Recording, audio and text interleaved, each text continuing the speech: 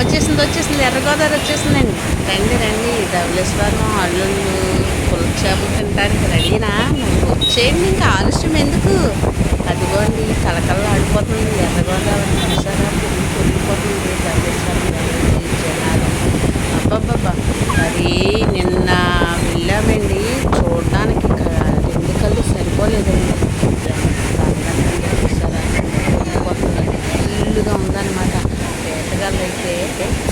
వేటగాళ్ళు అయితే అండి పడవల మీద చేపలు పట్టుకుంటూ మరి ఎంత ఆహ్లాదకరంగా ఉందంటున్నారు గోదావరి. మరి గోదావరి అంటే ఏంటంటే గోదావరిలో ముచ్చట్లు కదా, మరి మీరు కూడా చూస్తారని వీడియో చేస్తున్నాను. మరి చూస్తారు కదా, మరి చూసి నాకు కామెంట్ పెట్టండి. అదిగోండి పొంగి పొరులుతుంది. ఇంకా పులుసు చేపలు అయితే ఇంకా ధవళేశ్వరానికి ఎంటర్ అవ్వలేదు, సిద్ధాంతం దాకా వచ్చిందండి. అండి పులుసు అటండి 24,000 కేజీ అట, 5,000. మరి మీరు సిద్ధంగా ఉంటారా కొనుక్కోడానికి? డబ్బులు రెడీ చేసుకోండి. అదేంటి పుస్తులమ్మైనా సరే పులుసు చేప తినాలట. ఆ పులుసు చేప పులుసు చాలండి, ఆ వాసన చాలు. ఏ పులుసు ఎవరింట్లోనే వండుతుంటే 4 వీధులు దాటి వస్తుందట పులుస. మరి ఆ రుచి మరి మనం కూడా చూడాలి కదా. తగ్గుతుందేమో, రేట్లు తగ్గుతుందేమో అని చూస్తున్నామండి. తగ్గితే కంపల్సరీ మీకు వీడియో పెడతాను. పులుసు చేప కూర ఎలా వండాలో తెలుసా మీకు?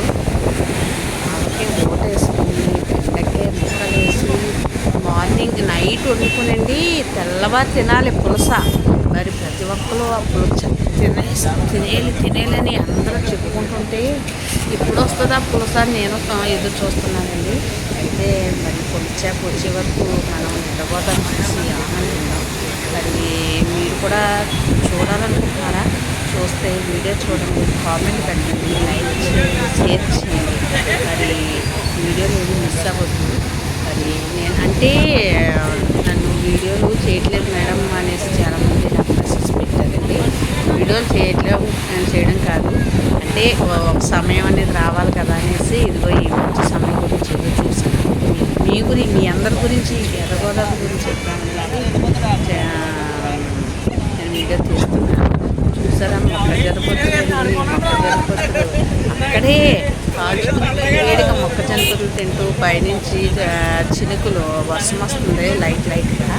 ఆ వర్షంలో ఆ మొక్కజొన్న పొద్దులు తింటూ ఆ గోదావరి ఆస్వాదిస్తూ ఆనందం మీరండి. నిజంగా చెప్పాలంటే మా గోదావరి వాళ్ళు అంటే అండి అబ్బాబ్బాబ్బా, ఆ గోదావరి వాళ్ళ గురించి చెప్పలేం. కానీ ఈ గోదావరికి వస్తే ఎంత మనస్సులో ఇంత ఆనందం వస్తుంది. అక్కడికి వెళ్ళి 10 నిమిషాలు ఆ గోదావరిని చూస్తూ ఉండండి, మనసు ఎంత ప్రశాంతంగా ఉంటుందో తెలుసండి. నిజంగా మీరు ట్రై చేయండి. నేను ట్రై చేశాను, నాకు ఇష్టం, మీకు ఇష్టమైతే ట్రై